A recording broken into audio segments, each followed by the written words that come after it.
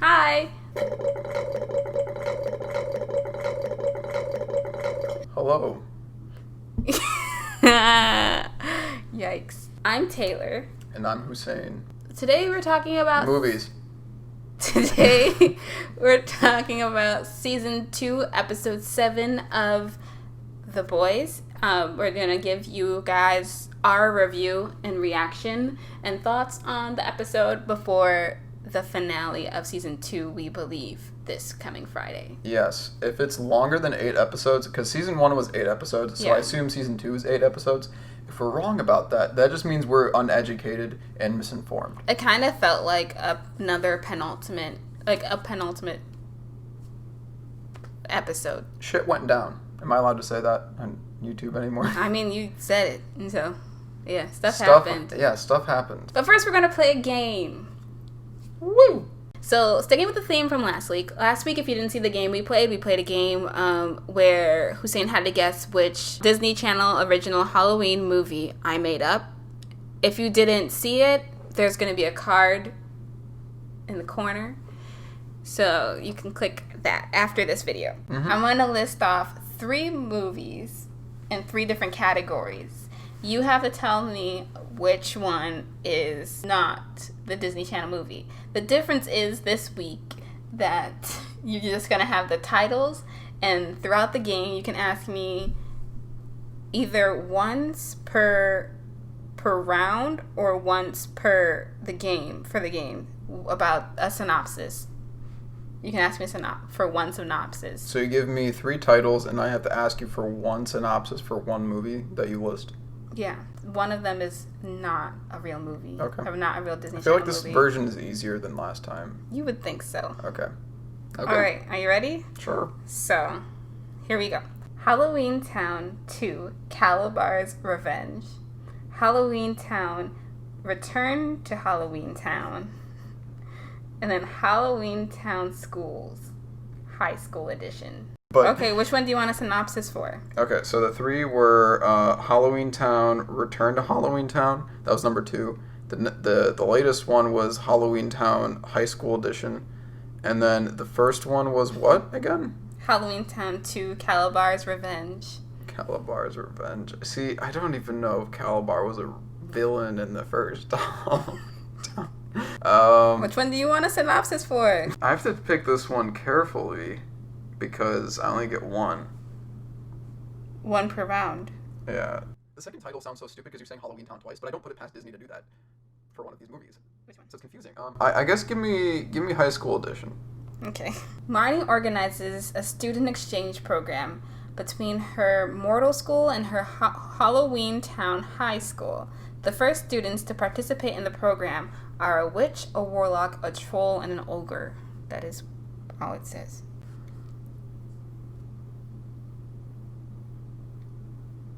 That's like not a very descriptive synopsis. I don't know if it's actually a synopsis. Okay, then give me a real synopsis. That is all I have. Really? Where'd you pull this from? I'm not telling you. Shit. You don't have this much time. I'm gonna say Halloween Town. The Return to Halloween Town is the fake one because that's just a bad title. No. No, shoot. No, it's actually the high school one. Damn it. It's just called the Halloween Town High. Next round. Casper meets Wendy. Casper, the friendly ghost. He ain't so scary. He's our brother. Like, that is a full title, that sentence you just said. Yep. He ain't so scary. He's our brother. I mean, I'm going to go with that one. That's the way do I... Do you want to hear a synopsis? I mean, I feel like anything you'll say, even if it's a lie, will sound real. Okay. But, like, I feel like Casper the Friendly Ghost is I think that's a real movie. I don't think that's a fake movie. And then the first one you said was Casper Meets Wendy. That sounds like it's not a good title, but that's also sounds like a title. Okay. But the third one you said didn't sound like a title. It sounded like a line of dialogue from a movie. Okay. But let's hear the third. Let's hear the first one. The first one. After drawing the ire of a nefarious warlock named Desmond, Wendy, the good little witch, and her aunt seek sanctuary in a special resort that caters for supernaturals. There, Wendy meets Casper, the friendly ghost, who is vacationing with his quarrelsome uncles. Despite their family's prejudiced warnings, Wendy and Casper become fast friends. Before long, a high-spirited duo decides to team up and take down the bullying warlocks. I'll go Cat. He's not such a bad guy or whatever that one was. He's not scary. He ain't scary. He's our brother. That's the fake one, I'll say. No, actually, there's no movie called Casper the Friendly Ghost. What? Yeah, right? That sounds like the best of those titles. I feel like the one that's because it's like the tagline, but the movie that introduces it is just called Casper. I don't actually know. I've only ever seen Casper Meets Wendy. I've never seen these other movies. Okay. Last round, ready? Sure. I'm doing great so far. Are you? Are you being sarcastic? I am. Oh. Also, Hilary Duff played Wendy in Casper Meets Wendy. That means nothing to me. You don't know who Hilary Duff is? I do. Oh, I love Hilary Duff. It just doesn't mean anything to me. Okay, ready? Don't Look Under the Bed, Alien Quartermain in the Temple of the Skulls, and The Invisible Sister. Or it's just Invisible Sister. I'll go Don't Look Under the Bed. No? Wasn't the third one? Yeah, it was. Okay. No, it was the Alien one. Oh, I thought that one was so specific that you definitely read it off of something. I did. Okay. It's just not a Disney movie. It's Alien Quartermain and the Temple of Skulls. Have you ever heard of that? It's an Indiana Jones direct ripoff. Oh. Okay. 0 for 3. That's all. Yeah. No, I got nothing. I don't. He lost. Care. Yeah. You don't care? No. He's such a sore loser. Now we're going to talk about the show. Les Garçons. I apologize to any French or French-Canadian viewers or Haitian viewers that we have for Hussain's French. Je parle français. Anytime, if you guys just want to clip through the chapters, we don't mind. Also, can you guys comment and like the videos? Because we always love reading all of the comments. We have 2 comments on 2 videos. Well, we have more than that, but like partly because we comment on the videos. Mm-hmm. So if you guys would comment and like the videos, we would love that. Thank you. Starting with the very beginning, I think we should start with how we feel about the characters, or how we felt going in talking about Stormfront and Homelander. Like, how did you feel about those 2 going into the show? They suck. Okay. I also didn't like them. I was okay with Stormfront when she first was introduced for like a minute. I was okay with her before I picked up on all the racist stuff that they were dropping really early on into her introduction. So at what point did you know that she was racist? Because there's a point when she's like, she kills Kimiko's brother, where it's just kind of like obvious because she throws like an Asian like slur. Yeah. But then like, did you see any signs before that pointed to it? I knew that she was racist when she like busted into those black people's houses and just started killing them. Like, so that was like the same scene, basically. It was earlier in the episode. I mean, it was like very slightly earlier. It was like a prelude. But like, the reason I figured out that she was racist then was because she like literally had no regard to anything that she was doing to these people. Like, she literally killed people when she didn't need to. It was weird in a way that was like so. She was very blasé about it. Like, she had like no affect. She had blank affect as she was killing them. So she just looked like this. Yeah. She had no, it didn't mean anything to her because their lives didn't mean anything to her, and I was like, oh, I get it. She's racist.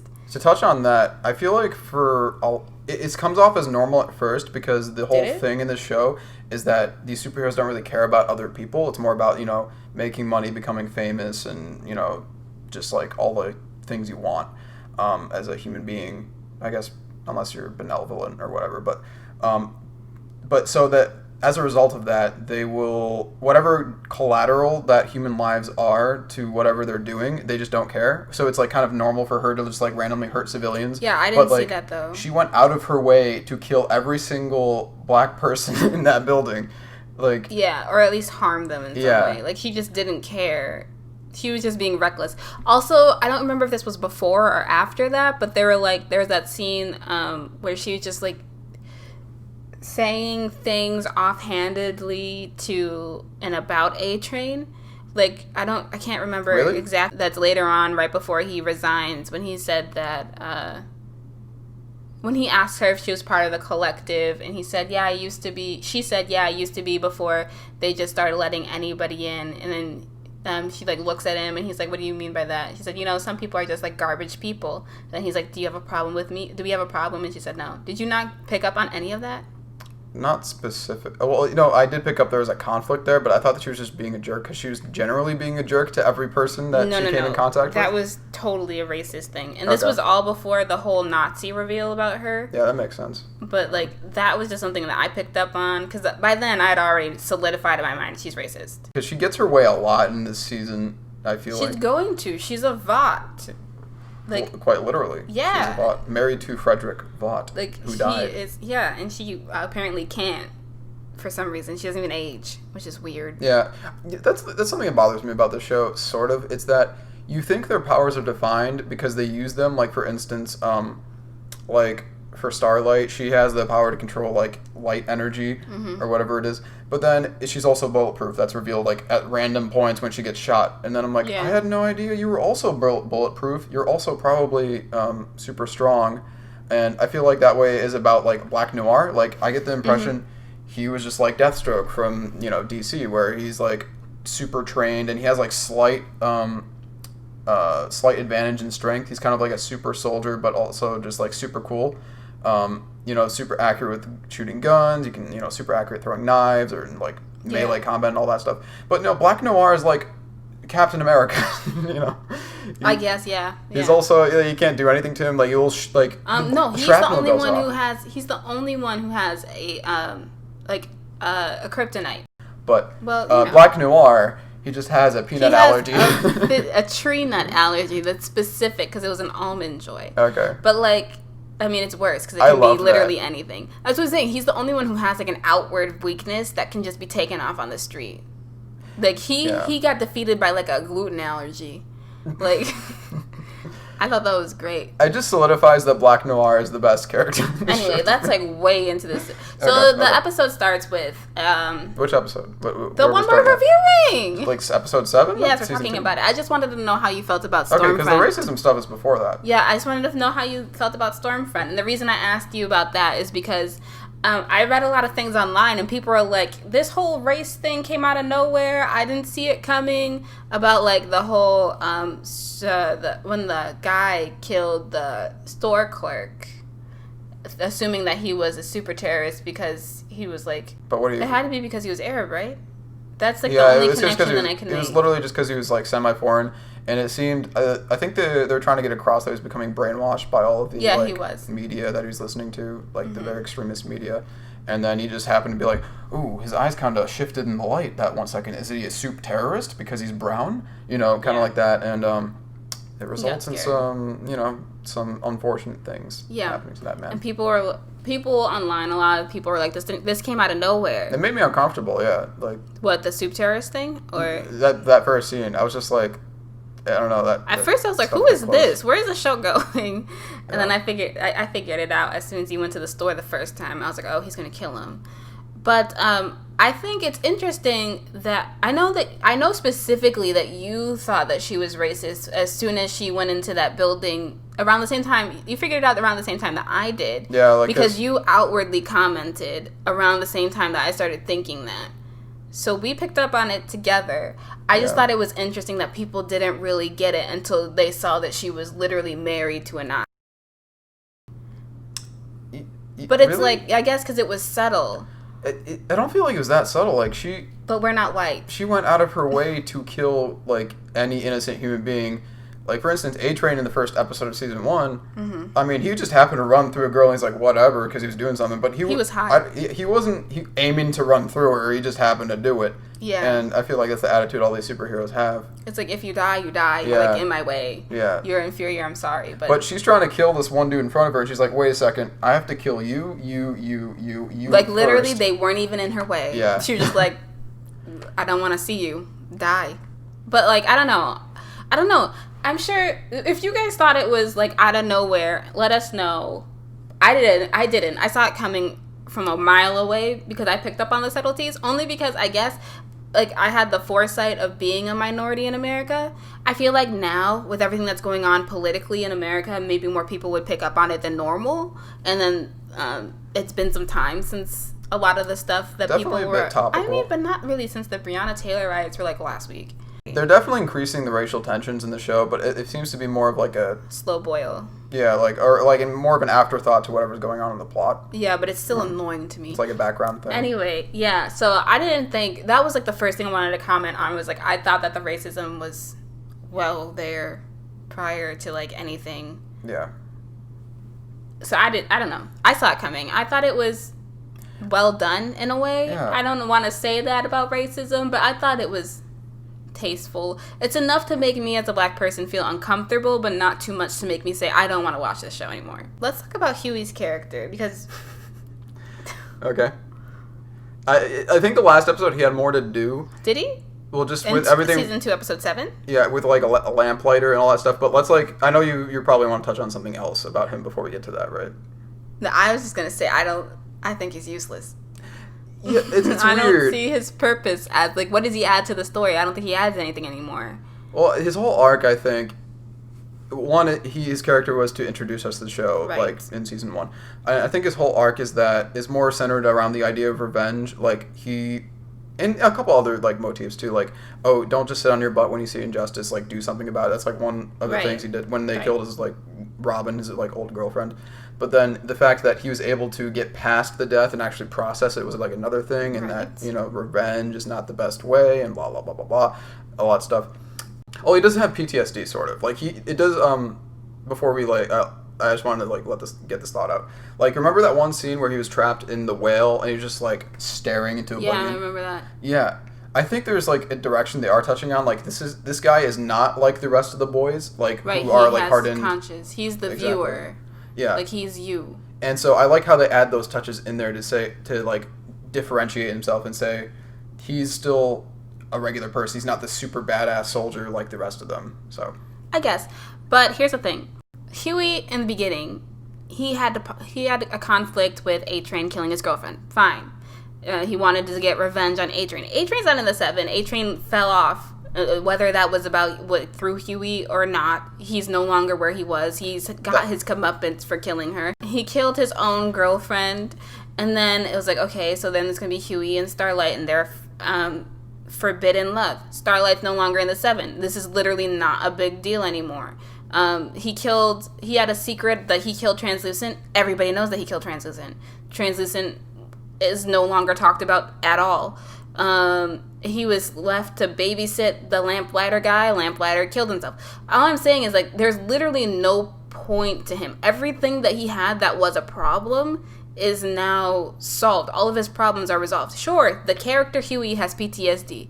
The character Hughie can literally just peace out right now, go to a doctor and just get, like, professional help, and the story will probably stay the same. Unless there's, like, some kind of ace in the hole that I don't know about coming up with Hughie, like he's, like, secretly a soup, or he gets turned into a soup somehow. That would be bad. I genuinely have no idea what else can he do? Like, why is he still here? They touch on this in the show where I really do think it's more of, like, how he functions for Billy Butcher's character. Like, they say he is his canary. And That's not enough for me. Well, I think his character is really more as a function to Billy's character, where he will, like, rein him in just because, you know, he reminds him of his brother Lenny. He's Billy's humanity. I get it. Yeah. But... So that's why it exists, like, at this point. Well, MM's humanity is arguably his wife and daughter. They're not in the show. Well, Billy doesn't have a wife and kid. I mean, he has a wife, but fair enough. And she has a kid. No, I'm just kidding. But, like, I don't know. I just feel like there's no real purpose for Hughie to be, unless he goes bad and he goes like evil Timmy Turner, or what do they call it, anti Cosmo. But he's not going in that direction. He's like, I want to be like, he's all self-pitying, like, I want to be like the hero. I thought I was good at it. I can't do it anymore, or I can't do it in general. Like, everyone else is super strong and I'm like a kid. And it's like, well, then do something, grow somehow. He's literally hurt. I just don't see the purpose of his character. I feel like I'm going to get attacked because I know people love this character. Really? But yeah, online, they love him. And he's a fine character. But, like, who was his antagonist in season 1? A-Train. Right. And so that entire conflict ended when he had A-Train A-Train was having a heart attack right before his eyes. He could have just let him die, but then he decided to, call for help. And it was a great closing of an arc. Right. There you go. Who's his new antagonist? Like, he doesn't have one. He doesn't have a plot. There's no idea purpose for him. Yeah. That's what I'm saying. He's a waste of time. No offense. That sounds bad. I think they're trying to, like, do things with him, and I think there are still places you can take the character. Yeah, I think he's just on standby. Yeah. And I don't really like that. He also does, like, he messes up quite a bit, too. Like, the last episode with Lamplighter, he has a tendency to let his emotions rule his actions, which I feel like the show keeps punishing him for, and saying, in this, like, version of our world we built, you can't really do that all the time. And he does it all the time regardless. But... like, let his emotions, like, rule his actions. The thing about Lamplighter is Lamplighter's death. Okay, we're going to talk about that now. Sure. That would have happened regardless. He wouldn't have been able to stop that at all. Well, so whether he was at VOD or not, he would have done it. I think he could have prevented it. Who? He was, like, super depressed the whole time. Really? Yeah, I mean, personally... Well, he was burning those kids. He didn't do that on purpose. There was a hit put out on their grandmother, that older lady. And he was trying to do his job because he thought that she was doing something bad. Like, he genuinely thought that he was killing her. And then he realized that those were the kids. And I think it was too late by then. They didn't show us the scene. I don't want to see the scene. No. But I'm just assuming that that's what happened. I feel Even like the he boys realized too late. Yeah. So, like, that's what I'm saying. Like, I think that he was severely depressed the whole time that we saw him. And that's why I think, like, after he watched all his weird porn stuff, he was just going to kill himself anyway. I think the reason that he did it, where he did it, he said he wanted to make his dad proud and do it in front of his posters, his statue or whatever. But I feel like it was way too convenient in helping Starlight escape for it to not have been a part of his plan. Because literally the alarm went off and she was able to leave immediately. I don't think he cared at all.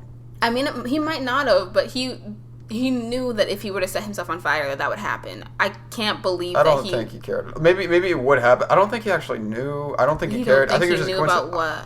Like, oh, if I set the alarms off, there will be a light bulb that goes off in Starlight's thing, and she has the power to manipulate light. No. But he would have known, because he knew where she was, and he knew details about where he was holding her. They were holding her.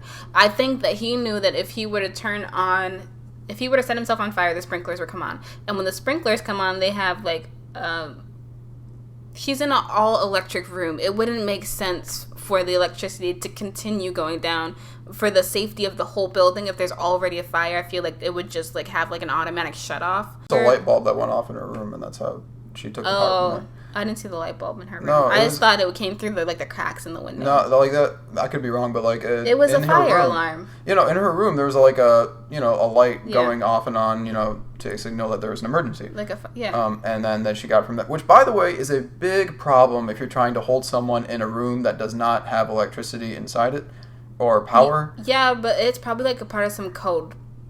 Like you probably have to have like building. It's what building code like. I mean, this is like a high. They have the FBI security on chamber. Them. They have the CIA on them. They're not going to have them come down for some municipal code. Municipal code? I don't know. I think that's a little bit of a stretch. I feel like that's one of the most realistic things in the show. If that room was specifically intended to not allow any source of light or whatever power, electricity inside the room for her to manipulate, that is a big problem. It's not that room was specifically built to do that. I mean, I guess they could have figured out a different way, but I think it's to put, like, any random superhero, and I don't think they specifically thought about it for a superhero whose power is to drain electricity to then use in her own power. Perhaps, you know what I mean? Yeah, they didn't give us much context for what those rooms actually were. It just happened. Yeah. No. The only context we really got for it was from Lamplighter, which is why I think maybe he did it on purpose, to help them escape. I don't think he cared. I still don't, maybe He I just might not have disagree cared. with that. I just think it was too convenient to have been, like, happenstance, you know? Like, it literally was just exactly what she needed to happen to escape. Oh, also, it was exactly what he needed to do to kill himself. That's true. Obviously, there's some mental illness going on there, so I just take it for his word. That was his pure intention. That was it. But going back to what you said about what, like, could Hughie have prevented this? If you just let him watch porn, like the other boy said, he probably would have just stayed watching porn and being depressed. Like, moment he flipped to Starlight and said, oh, let's actually go do something and, you know, redeem yourself in the kind of way. I think that's when the light bulb went off in his head, like, okay, I could take advantage of this kid and probably kill myself. See, that's where we disagree. I think he would have killed himself regardless, only because I know that when people are suicidal, they're not just suicidal in the moment. They're suicidal for a long time. It's not typically when people are at the bottom where they...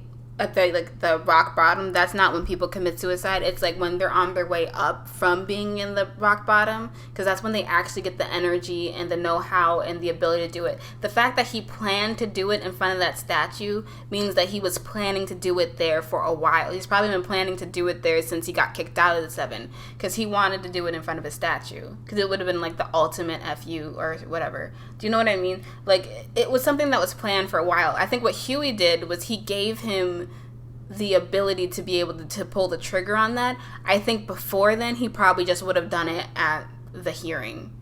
Okay. So you're saying, regardless, Hughie did open up the opportunity, is what I'm saying. No, I mean, he did provide opened an up a opportunity that was better for him than the one that had previously presented itself. Because I think he might have testified. I don't know if he would have. It might have been after. It might have been, we don't know what his intentions were. I know that if he probably wanted to do it in front of an audience or in front of Vought at the very least. So I don't think he would have testified anyway. I think he would have done it when he got in front of the Seven, or however many of the Seven was left. I think he would have done it in the courthouse. I don't know if we have enough information to necessarily say that was his I'm just intention. going off of what I've learned in my psychology classes. Okay. It matters. But like, yeah, so anything else you want to say about Lamplighter? Oh, Lamplighter. Yes, but before we move off of him. No. Okay. No. Okay, the next thing we're going to talk about is Stormfront, Becca, Homelander, and Ryan. Okay. Thoughts? Stormlander, Becca. Well, let's just start here. Did you see it coming? Or when did you see it coming? He was going to try to take her away, her son away from her? Right. I mean, like Homelander, specifically. I don't know. Like, I guess I didn't really see it coming until it happened, but it didn't surprise me either when it happened. Like, oh, okay. I knew he just wanted to make his son like him, because Homelander has this thing where I don't think he has enough love in his life, and he feels like he's constantly trying to grab for love externally, because he's not, like, fulfilled with who he is as a person.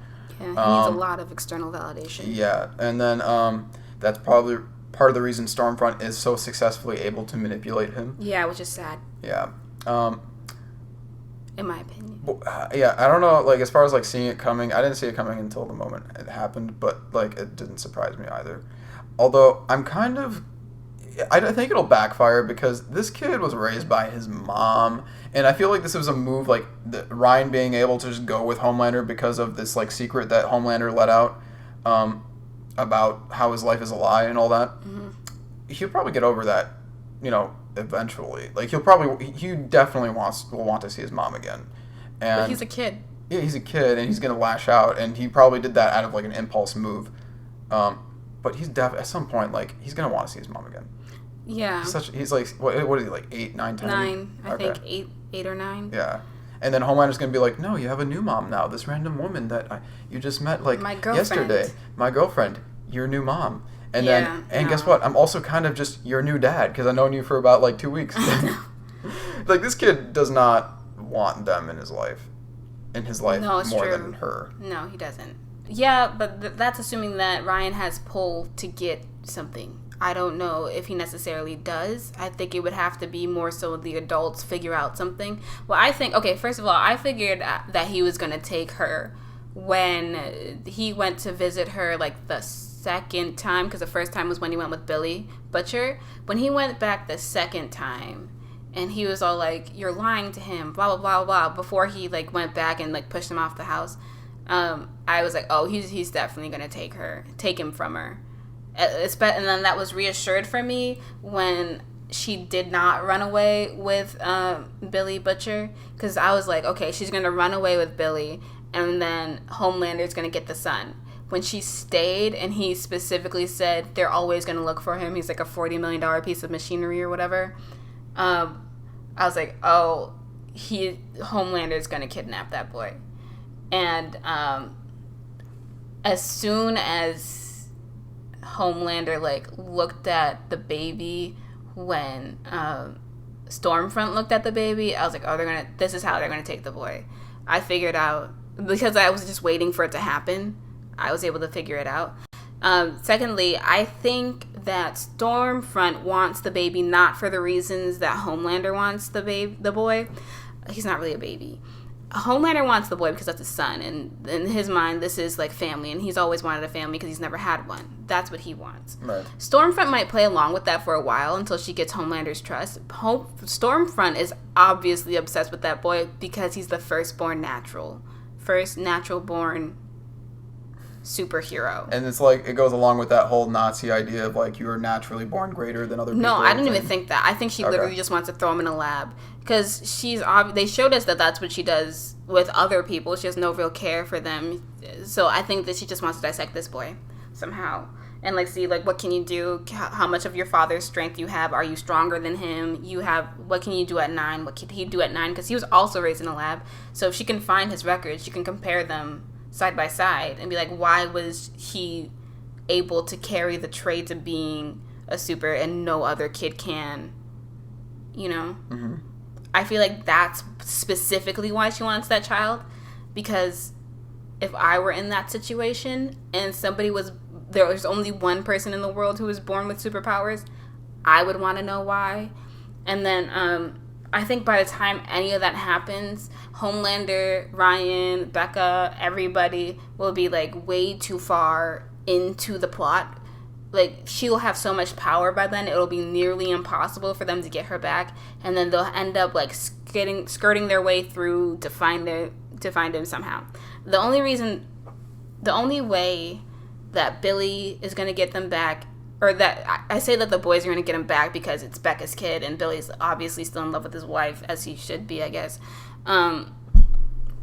He's going to, like, convince the CIA people to work with them because they lost their angle. Ryan is the new angle for this thing. For who?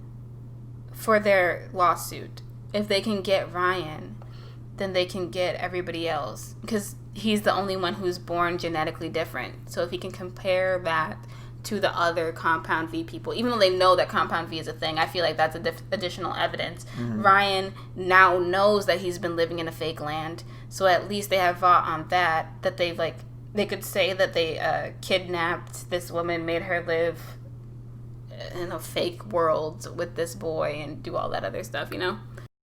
No, this kid has obviously been very sheltered, so I think he'll have no idea. Like, the Homelander, the one good point he brings up is that he's been so sheltered, he'll be shocked when he sees the real world. And I think it's definitely true. It's a hindrance to him. I don't see Homelander as a bad person in this situation. I genuinely see him as... Wait, let me pitch this to you, and tell me if you still don't think he's a bad okay. person. He rapes this girl. No. And then she has his baby. She chooses to have this baby. And then, I don't think it was her choice. Maybe not. Okay, fair enough. But she still has this baby, raises this kid on her own as a single mother. Yes. And then he takes his son away from her. Yes, those things happen. But... Good person? I don't think he's the bad person, is what I believe I said. I think Stormfront... Not a bad person? ...is way worse. I mean, in this specific situation. Okay. Because I feel as though in Homelander's mind, he's doing what's best for his son.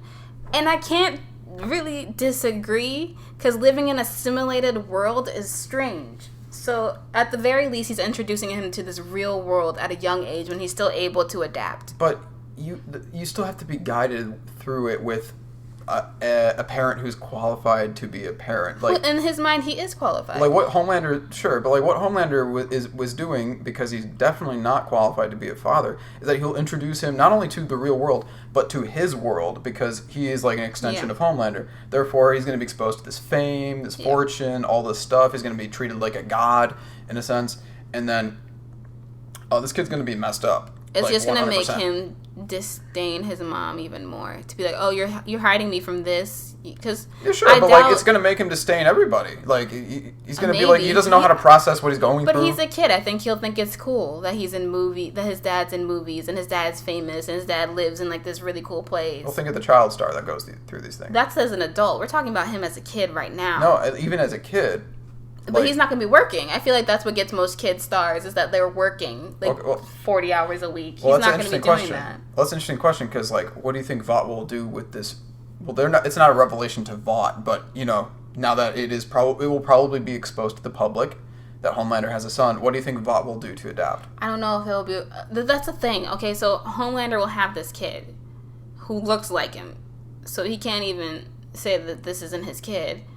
But Homelander is one of the people who's like, who the Christians follow behind hard. It was him and Starlight. They already don't have Starlight anymore.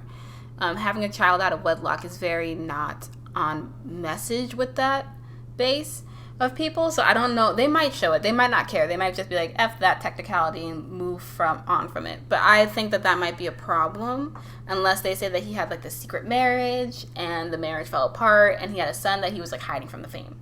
That's the only way I could see them like pulling this off. Yeah. And then just telling Ryan to go with it and him just being like, okay.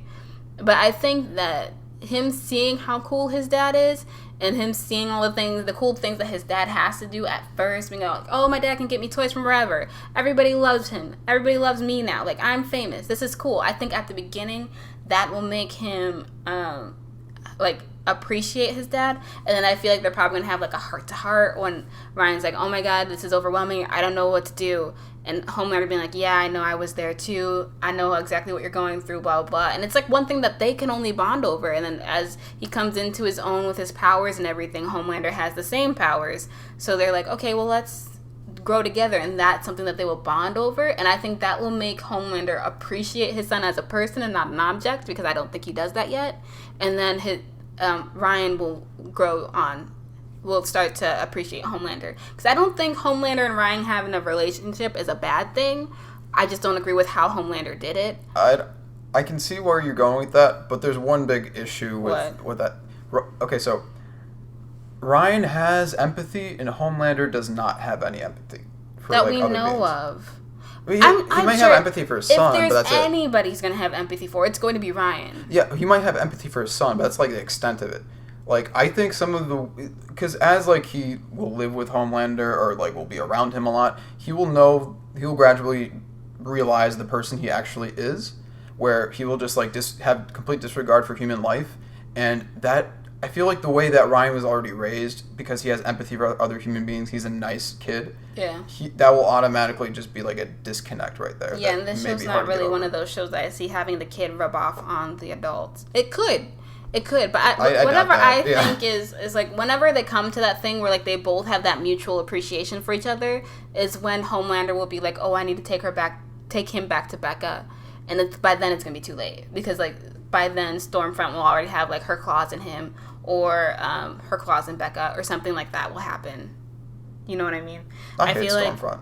Sorry, she sucks. Yeah, she's not the best. Okay, there's one thing. You talked about taking Vought down a little bit a while ago, and I think this will connect with what we're talking about now. That I think is, like, in the background. It's been brought up a couple times in the show, but I think it can be major. Is that video of them in the plane, Maeve and Homelander just letting those kids die. And that will definitely be brought to the public, because that's Maeve's, like, complete intention. And so I think that there's many implications to what will happen there, but one of them will be, when Ryan sees that on video, you got to think he's going to be asking some questions, and he's probably going to have, like, a disdain for his dad at that point. because that's just like the complete opposite of what a hero means to him and pretty much everyone else. If this show were to follow a predictable pattern, that would happen right after they had that mutual bond experience that I was talking about before, and like, it'll immediately like break it. Yeah, he'll get scared of him again. Okay. And then he'll want to go home, and Homelander having that mutual understanding, be like, okay, fine, let's take him home. And then Stormfront will come out of nowhere and be like, nope, he's mine. You signed this contract which gives me full custody. Blah, blah, blah. You know? I wonder if that will actually ever happen. I'm just saying, like, he belongs in a lab. That's what you want. And then blah, blah, blah, blah, blah. And then he's like, I have to get Stormfront. And then she, like, kills him or something because she's way stronger than him. And I'm waiting for that shoe to drop because he doesn't think she's stronger than him. Mm-hmm. She sucks. I don't know what else to say. She sucks. Stormfront sucks. Okay. Moving on. The last thing I want to talk about is who is blowing up people's brains. That is weird. Okay. Before we talk about blowing up people's brains, do you want to talk about the quintessential scene of people blowing up of the brains being blown up in the room? Was it the Congress room? You want to talk about the scene? The hearing. The hearing, yeah, in the hearing.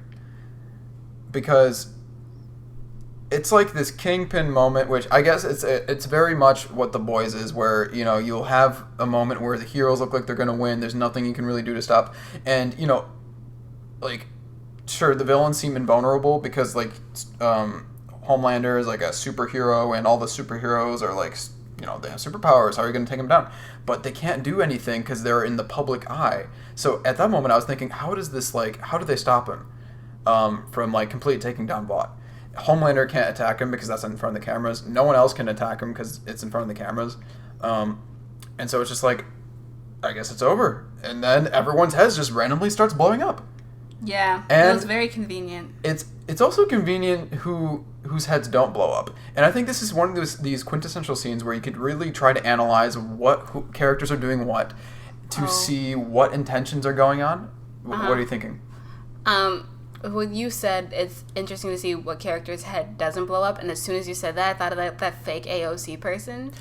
I thought her head was a goner. I know she was she wasn't the target, but she couldn't have been the target. Her side is the target, like her point of view is the target. Yeah. No, it totally is, but she was fine, and it's like she went back into the line of fire to try to save that other person, and she was fine.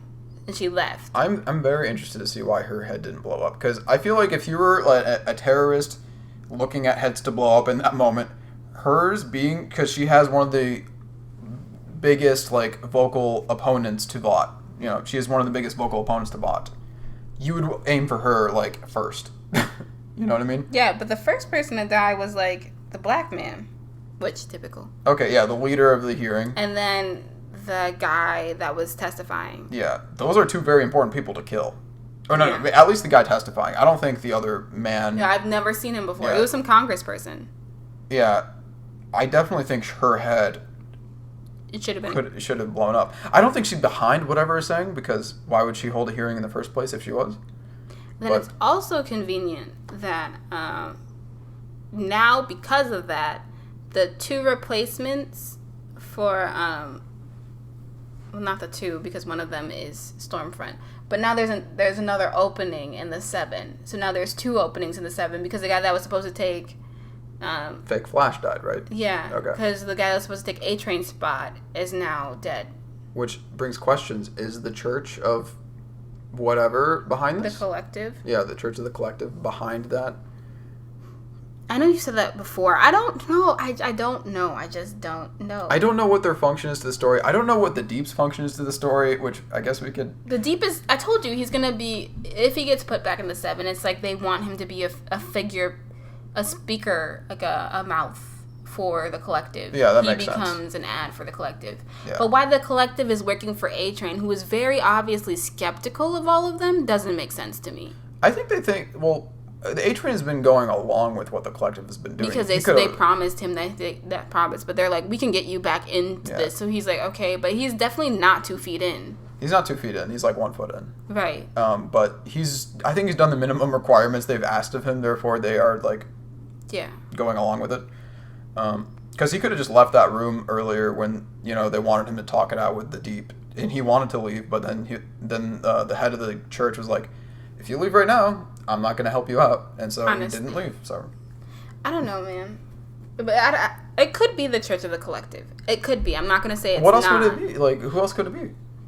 It could be a rogue person. It could be one of the people. Like, Stormfront could have, like, a whole... She could have taken all the people, all her favorite people from that mental institution that they were experimenting with people on, taken all the cool powers that she liked and made some kind of collective hit team.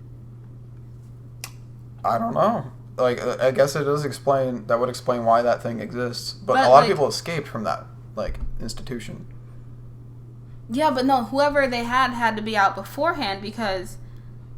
They're breeding them in the institution. They're not taking them from the public and putting them in the institution. They're taking people, injecting them with Compound V, and then seeing what happens. So they're taking regular people. The reason I say that they have to be out before is because we've seen that in the first episode of this season when they made that CIA agent's head explode. And they've showed us that in almost every one of the previously on whatever. Yeah. Like, we see her die over and over again. So they don't want us to forget about it. It's interesting. Going back to that scene, I'm very interested to see what this person's motivation is because, like, that person could have blown up any of the boys' heads, you know, at that moment in time. That person could have blown up anyone else's head in the hearing room, like fake AOC, or I'm trying to think of other people of importance in that room that they could have blown up. Like, they could have blown up literally. They could have blown up what's her face, the new like CEO lady. She's not the CEO, but who, the older woman? No, the woman with the red hair. Oh, who? The woman with the red hair who's really annoying. Queen Maeve. Oh, Ashley. Yeah, they could have blown up her head. Ashley, she was interesting in that scene. She had no idea what was happening. She was never yelling does. at them. It's true. She was like, "Do something," and nothing happened. They weren't doing anything because they were confused. You know who I didn't see? You know how Homelander stands up and looks around? And how Stormfront's with him. Queen Maeve was sitting right next to them at the beginning of the hearing. I have to rewatch that scene. She was right next to both of them. Okay. In the beginning of the hearing. And I don't remember where she goes or what happens right after that. But I don't remember her, like, looking flustered around with the other two. Okay, I don't remember her in the scene at all, really. Yeah, it's because Homelander comes in. It's Homelander, Stormfront, and Queen Maeve. And then Fake Flash is by the door. Well, no one knows Queen Maeve wants to take down Vought. I don't know if she necessarily wants to take down Vought. I think she just wants to take down Homelander because Homelander is making her love life harder. Okay, which is against Vaught's best interests. So also, she's she essentially did let Stormfront go. Who did Homelander in the beginning tell to find Stormfront? Or no, Starlight. She let Starlight go. Remember right before he said any word on Starlight, he said no. I think it was that intern that works with Ashley, but I'm not sure. I have no idea. I do remember him saying that line, though. I don't remember but anyway, yeah, Queen Maeve, because the four of the seven, the four remaining people of the seven were all in that room. Well, I don't think whoever... And one of them died. Except for, I didn't see Black Noir. But I don't think he can make people's heads explode. No. He also out of all the powers he has, I don't think that's one. Also, he's probably in, like, the hospital. Yeah. Or something. He ate something he's deathly allergic to, so... Or he's dying somewhere. That's still the most hilarious thing I've ever seen. He has a peanut allergy. Oh my god, it's like, just to lightly touch on the scene where he chokes on the almond joy. It's like that entire scene, he's fighting Starlight, you know, he's invincible. Every single scene he's in, he's invincible. He kills or defeats everyone he's in the room with. And then you think this thing that she puts in his mouth is like some like dangerous substance. It's his kryptonite. Yeah, I did. That's what I thought. It was just like, oh, it's an almond joy.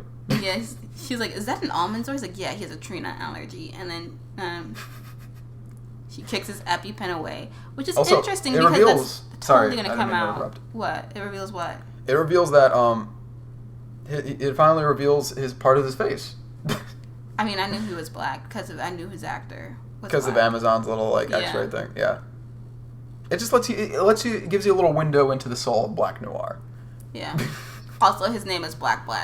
But it is. And A-Train's the quite only black superhero I know of whose name doesn't start with black. Like, his name isn't, like, Black Train with the A all capitalized. Right.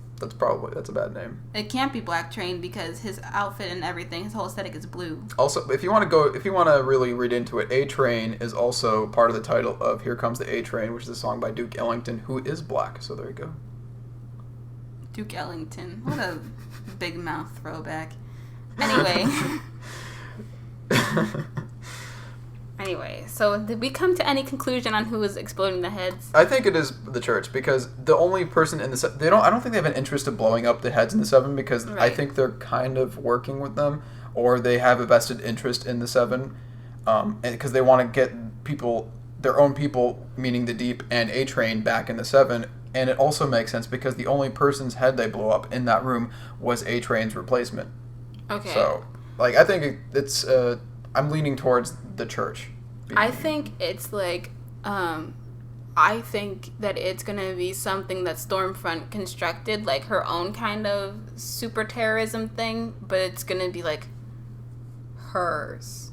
Like a super terrorism thing that she created. So it's like domestic terrorism with soups that she created and grew in that institution. Okay.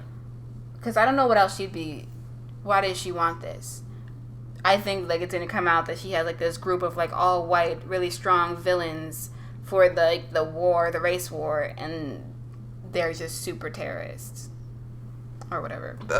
Because her motivation has been revealed to be like entirely race motivated, right? Yeah, she wants to. I don't know if she wants to kill other people of different races, or if she just wants to make white people like literally the most powerful race. I think that's more what it is. Those aren't mutually exclusive goals either. No, but she doesn't, because she's had plenty of opportunity to just kill black people just to do it, and she doesn't. I genuinely just think that she wants to make white people the strongest. So yeah. I think like her goal is to give every white person Compound V to make them all into supers. Okay. So we have differing opinions. We'll see which one comes true. Yeah, I'm very curious to see which one is correct. And yes. Do you think it'll be revealed in the finale? No. I think this is going to be like season 3 stuff. What about Edgar? Like, where does he fit in all this, you think?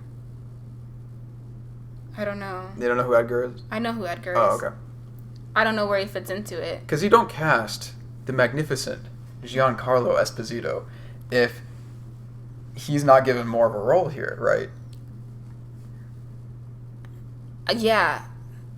Do you think she pulls his strings? She being Stormfront? I don't know who's who in pulls charge his of strings. who. Me either. I feel like I don't want to base this solely off the casting, but just because it's him, I feel like he's pulling her strings if he's pulling any strings at all. But she's married to the owner of the company who died, who had to leave the company to her. Like, she has to be like, it has to, because like, okay, Jeff Bezos doesn't own 100% of Amazon anymore. No. But like, if Jeff Bezos says something about Amazon, I'd have to believe that what he says is like, he's the last word. It's his company. You know what I mean? Like, Amazon's publicly traded or whatever. Well, he's also the CEO of the company. That's why he's in charge of it. How do we know that she's not the CEO of the company? She's not, because it's Edgar.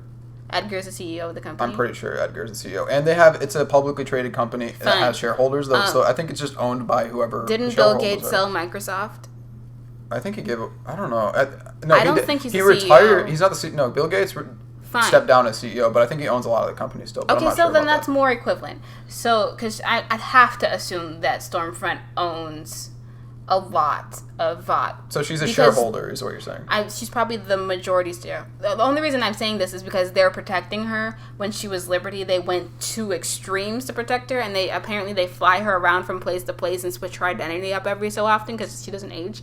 So I'd have to assume that she has some high level of importance outside of just being the wife of the person who created the company. So I'd assume that she has her husband's husband's shares. Like, it was passed to her. She keeps them. Sure.